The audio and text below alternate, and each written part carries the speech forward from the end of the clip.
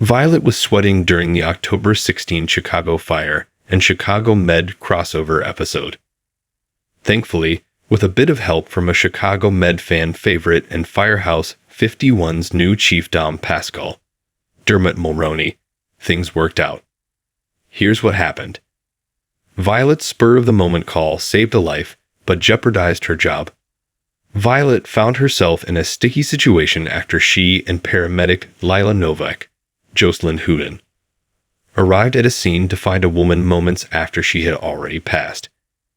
After the woman's sister arrived, they were shocked to discover she was pregnant. Devastated, the sister begged the 51 paramedics to do something to save the baby. After checking the child's vitals, they discovered the 8-month-old baby was still alive. Violet called an ambulance to get the mother to the hospital for delivery, but they wouldn't arrive in time to save the child. At a loss for options, Violet informed Novak that she'd assisted with 2 C-sections during training. Delivering a baby was leaps and bounds outside their scope of care, but it was urgent. Novak stayed at her side as Violet began performing the C-section. The procedure was difficult, but the baby survived thanks to Violet's medical finesse and quick thinking. The sister was delighted, and several nurses thanked the paramedics for their heroic actions. Still, Violet knew the warm regards would only last so long. At the hospital, the paramedics received a visit from the curmudgeonly paramedic Chief Robinson, Laura Allen, and a representative from the Illinois Medical Board to speak about her serious breach of duty. Violet assumed full responsibility. Related. What's happened to Violet Mikami on Chicago fire?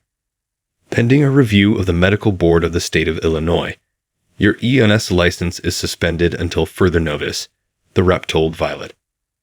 I have to pull you off, ambulance 61 immediately, Robinson added.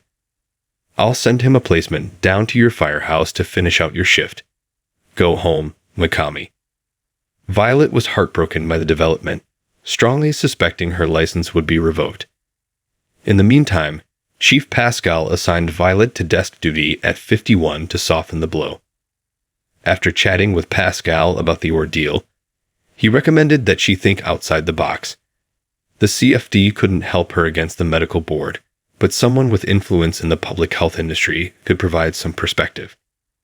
After noodling which friends she had in the public health sector, Violet visited Chicago Med to chat with Gaffney's beloved director, Sharon Goodwin, Apatha Merherson.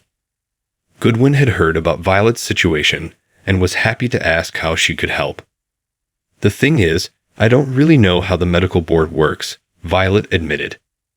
But I heard that if I can get someone with some influence to advocate for me, maybe they could help persuade the board to think about, I don't know, the optics of the whole situation, I guess. The folks on the board are all MDs, and I'm sure I don't need to tell you doctors are not known for their charitable view of paramedics, Goodwin explained. So I wouldn't expect them to go easy on a paramedic who took actions that, right or wrong, are the strict purview of licensed medical doctors. So that's it then. Violet asked helplessly. I'm done. What you asked me before about getting someone with influence on the board to speak up for you. I don't really think that'll help, Goodwin suggested. You don't want someone like me there arguing medical facts. Goodwin continued, you want someone who's got some serious political muscle in City Hall, at the State House. That's who will get the board's attention and remind them who they answer to. Pascal pulled some strings for Violet to keep her at 51. After learning she needed the help of some heavy-hitting politician, Violet was feeling pretty depressed after getting back to the firehouse. Violet shared Goodwin's intel with Pascal as Novak encouraged her to keep fighting. The chief began brainstorming solutions.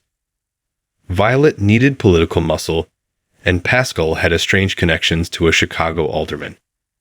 If he was willing to swallow his pride and mend some bridges with an old friend in the CFD, he might be able to help her.